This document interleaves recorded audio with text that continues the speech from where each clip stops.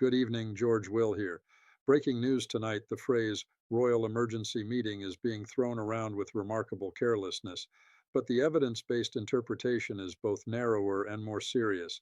There is no verified Buckingham Palace communique tonight announcing a formal emergency conclave, yet there is a documented convergence of institutional strain, commercial repositioning, legal finality, and collapsing public goodwill around Meghan, Duchess of Sussex, that would compel any disciplined monarchy to review its posture. What makes this moment significant is not one melodramatic headline, but six hard-edged evidence tracks moving at the same time. First, the official institutional record has not softened. The royal family's own website still states that the Duke and Duchess of Sussex stepped back as working members in January 2020, that they are not publicly funded for royal duties, and that their current work is conducted through their own external platform, not through the Crown. Second, the commercial architecture has changed again. On 6th of March 2026, the BBC reported that Meghan's lifestyle brand, as ever, ended its partnership with Netflix and would continue independently, after Netflix had financially supported the brand's launch in a separate arrangement from the couple's screen content business. Third, the economics are impossible to ignore. The couple's original 2020 Netflix agreement was widely reported at about $100 million, roughly $75 million, but the August 11, 2025 replacement was only a looser first-look deal, and BBC figures showed the first series of With Love, Meghan drew 5.3 million views in the first half of 2025, while Netflix's biggest title in the same period, Adolescence, reached 145 million. That is not a rounding error, that is a strategic downgrade. And if viewers value documentation over gossip, this is the point to subscribe, because what follows is not palace fan fiction, but a prosecutorial review of dates, numbers, court language, and institutional behavior. Fourth, the monetization strategy is becoming more explicit, not less. On 11 March 2026, the BBC reported Meghan's planned appearance at a 300-person women's retreat in Sydney, with tickets starting at a $2,699, about $1,400, and VIP access at a $3,200, about $1,700, including front row seating and a group photograph. Fifth, the reputational data is moving in the wrong direction. YouGov's January 2026 tracker found only 19% of Britons viewed Meghan favorably, the lowest figure it had recorded, while 66% viewed her negatively. Prince Harry stood at 31% positive and 60% negative. Sixth, the legal and narrative battles are not receding. Reuters reported on 14th of March 2026 that Harry's spokesperson denounced Tom Bower's new book as deranged conspiracy, while Buckingham Palace declined to comment. In other words, the commercial brand is separating, the prestige platform is narrowing, the monetization is becoming more direct, the polling is hardening, and the palace is maintaining silence. That is why this matters. It is not a fairy tale crisis. It is an institutional risk management problem. The first evidence category is constitutional distance. On 18th January 2020, Queen Elizabeth II said Harry and Meghan would no longer receive public funds for royal duties and would not use their HRH titles because they were no longer working members of the royal family.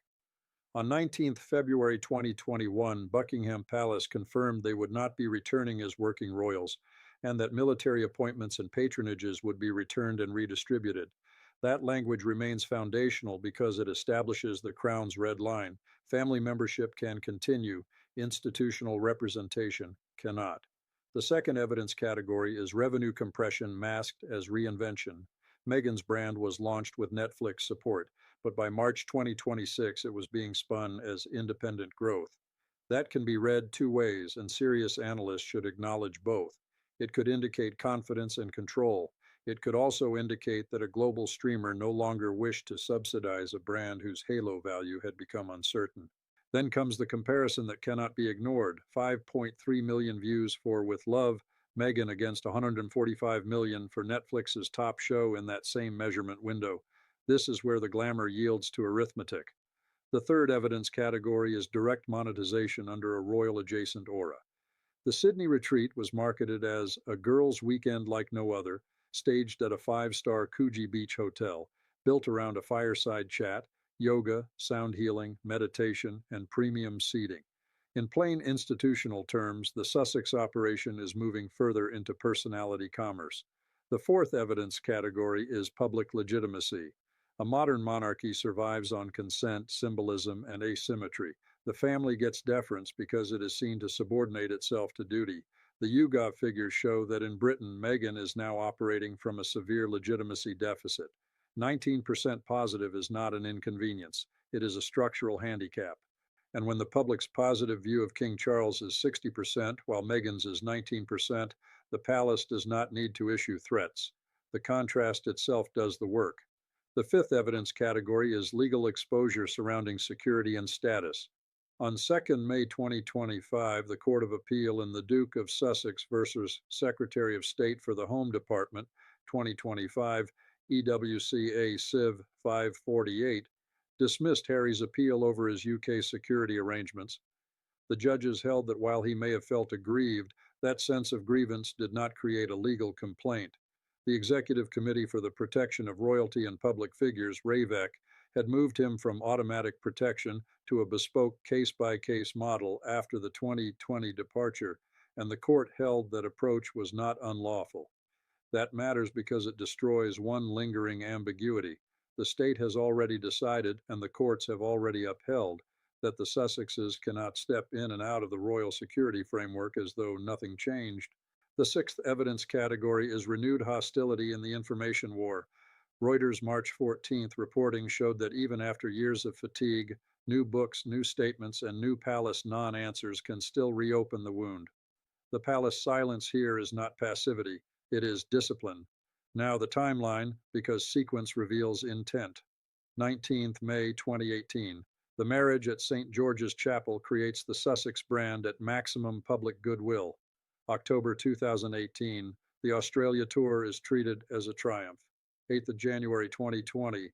Harry and Meghan announce they will step back.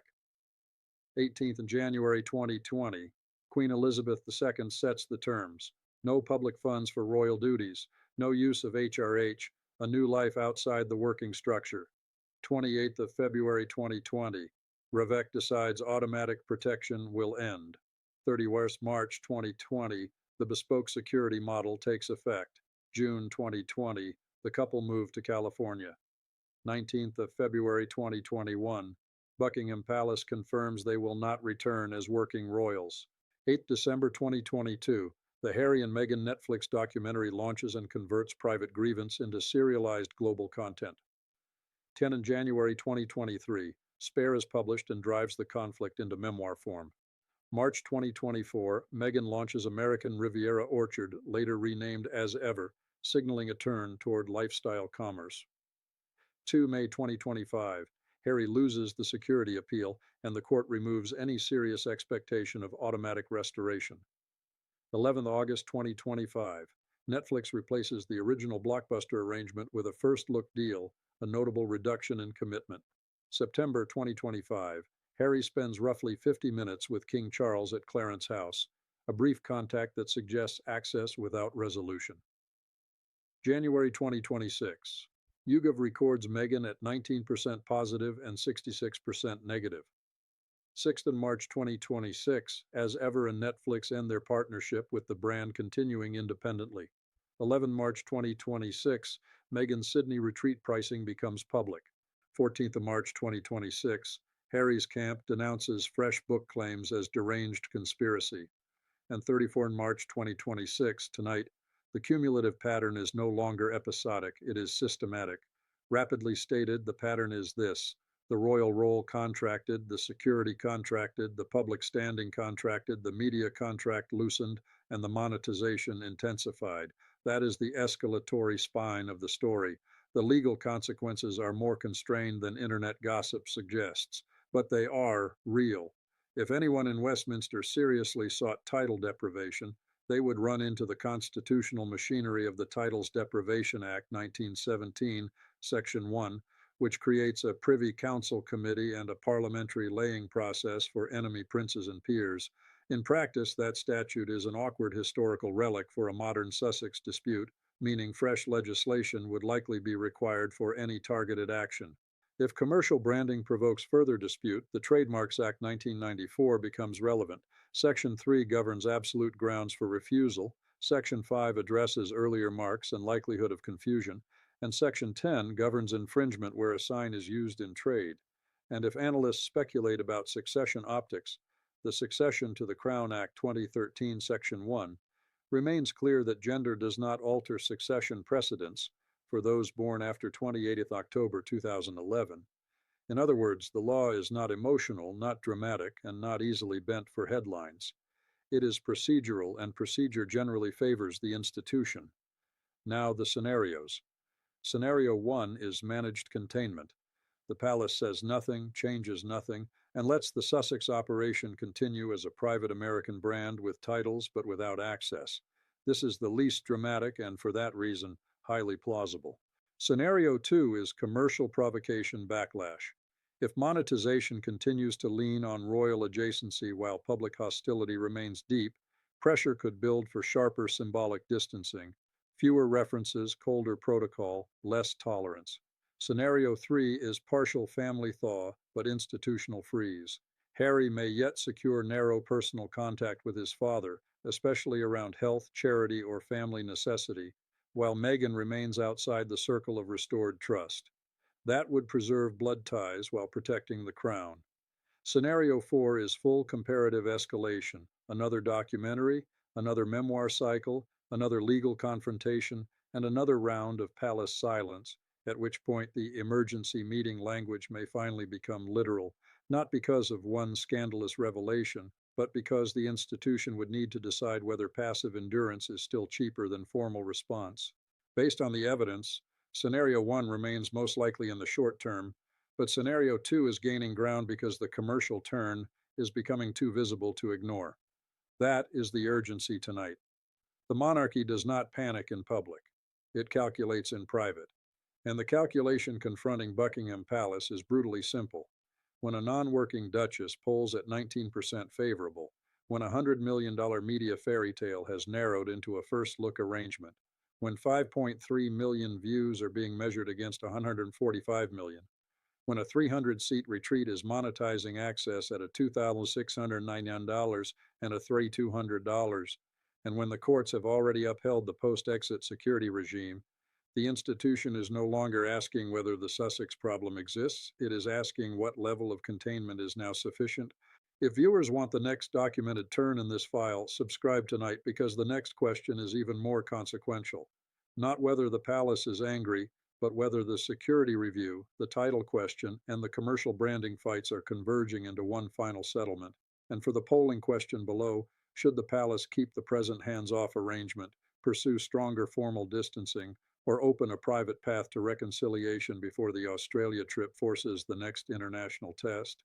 That answer matters because this story has moved beyond gossip and into institutional consequence, and the next video will examine whether the real lever over the Sussex future is not emotion at all, but the security file that the courts have already narrowed and the palace has never reopened.